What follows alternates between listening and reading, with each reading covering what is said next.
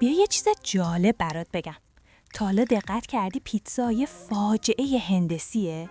پیتزا خودش گرده، جعبش مربعیه ولی برشاش مثلثیه.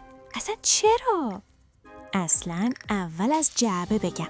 ساختن جعبه مربع خیلی ارزونتر و راحت‌تر از جعبه گرده، چون فقط با یه تیکه مقوا ساخته میشه و تازه توی انبار هم جای کمتری میگیره. چرا پیتزا رو گرد درست میکنن؟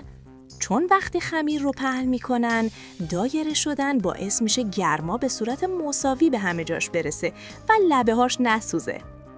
و اما برش مثلثی، این تنها راهیه که بشه یه دایره رو به قطعات کاملا مساوی تقسیم کرد که همه هم سهم برابری از لبه پیتزا داشته باشن.